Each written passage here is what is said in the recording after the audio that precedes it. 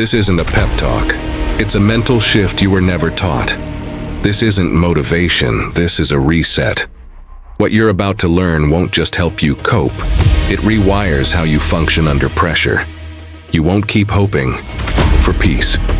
You'll start building a mind that stays sharp in chaos. This doesn't make you better at emotions. It makes you stronger in spite of them. Once you cross this threshold, there's no going back.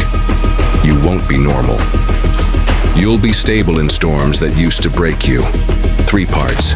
No fluff, only the real. Part 1. The mental switch you flip when life hits hard. Mid-fall, not afterward. Part 2. The cost of becoming emotionally tough. What no one warns you about. Part 3. How to stay powerful and human. Not cold, not robotic, but real. Part 1. The mental switch. Reframing in real time. There's a moment. Right before you shut down.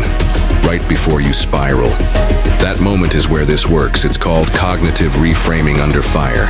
This isn't stay positive. This is change the meaning before it breaks you. Most people feel pain and become it. You learn to redirect it. Not, why is this happening to me? But, what part of me is being built by this? Not, I can't take this.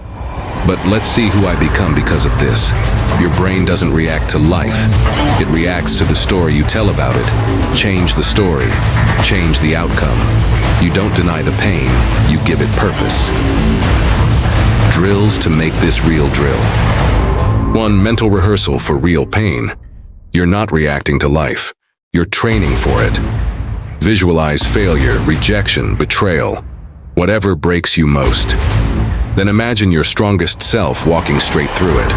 Not to avoid it. To normalize it. The brain can't tell imagined pain from real pain. So when the moment hits, your mind doesn't flinch. It remembers. Drill 2. Pause instead of react.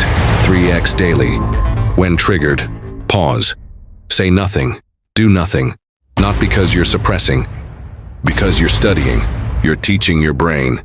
Reacting doesn't mean control, waiting does. Pick 3 small moments daily.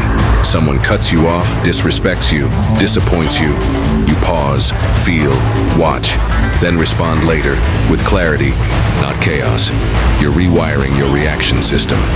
Power in the pause. Drill 3. 1 power phrase. Under stress. Choose 1 line. Repeat it when life tests you.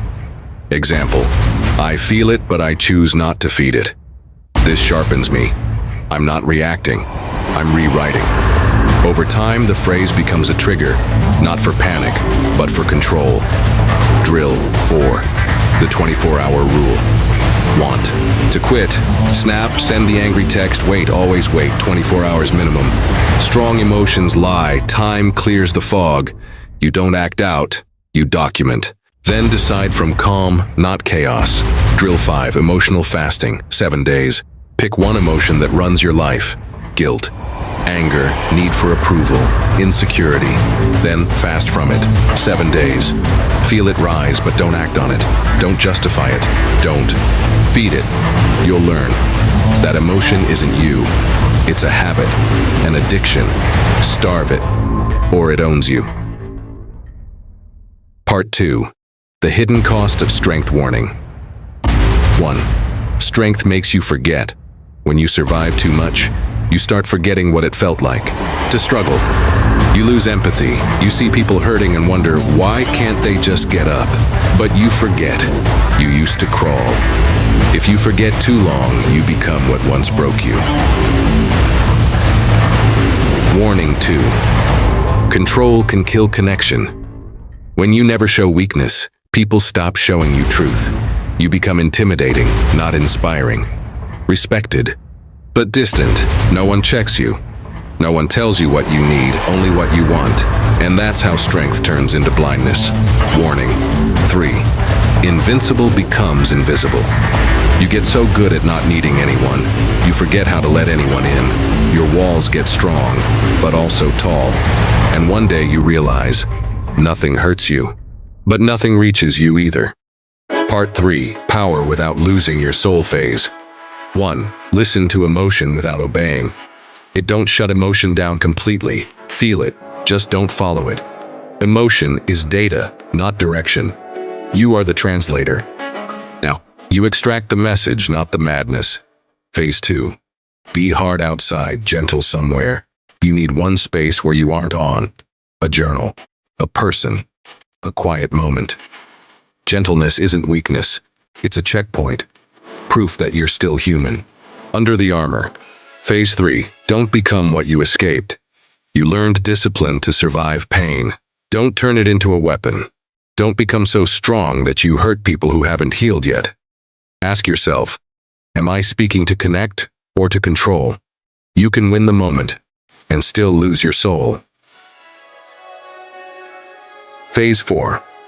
Write a personal code when no one can stop you.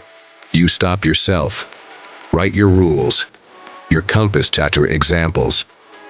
I don't take old wounds out on new people. If I fake connection, I lose real love. I never let silence become a weapon. Your code keeps your strength honest. Phase 5. Find people who see through your power. You don't need fans. You need equals. People who aren't impressed by your strength, but still respect it. People who don't try to fix you, but also won't let you disappear. That's where you land, not in applause, but in real connection. Final line. You're not training to survive storms. You're becoming the kind of person who walks through them and helps others find shelter on the way.